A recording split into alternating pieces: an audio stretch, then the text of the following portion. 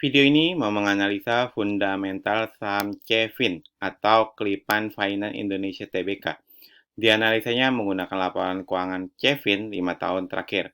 Per video ini dibuat, Cevin berada di harga Rp480.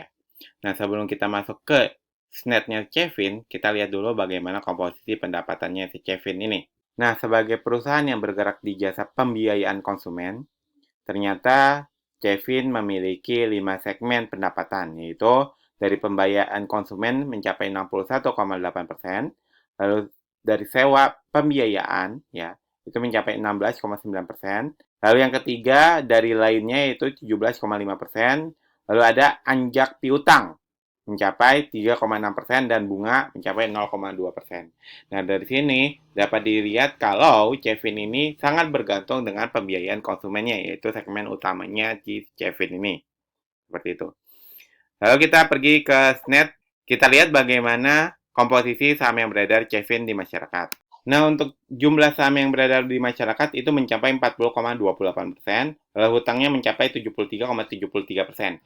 Nah, dari dua hal ini mengindikasikan kalau Cevin secara keuangan cukup baik, cara pengaturan saham juga cukup baik, ya.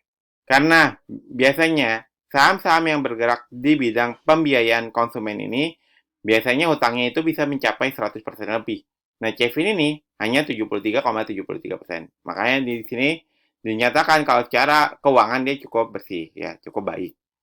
Lalu untuk ekuitasnya per kuartal 3 2023 ini dia naik 11%, di mana di tahun-tahun sebelumnya kenaikan ekuitasnya hanya mencapai 1% saja. Nah, di tahun 2023 ini merupakan kenaikan ekuitas tertinggi di kuartal 3 jika dilihat dari 5 tahun terakhir.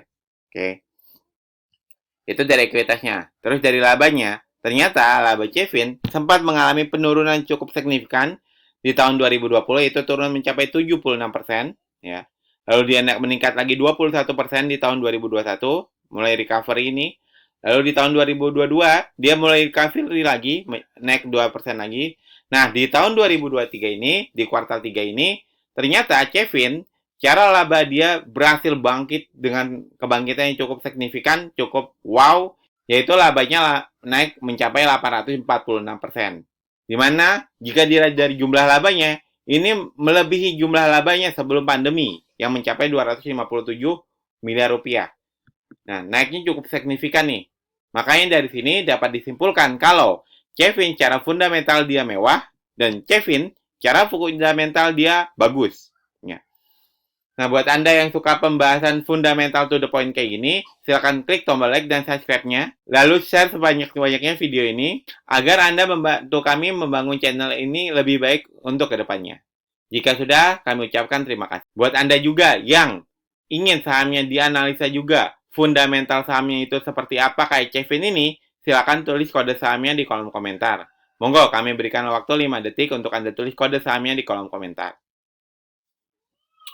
Nah, tadi kan per kuartal 3 2023 ini, secara fundamental, Cevin dinyatakan fundamentalnya mewah.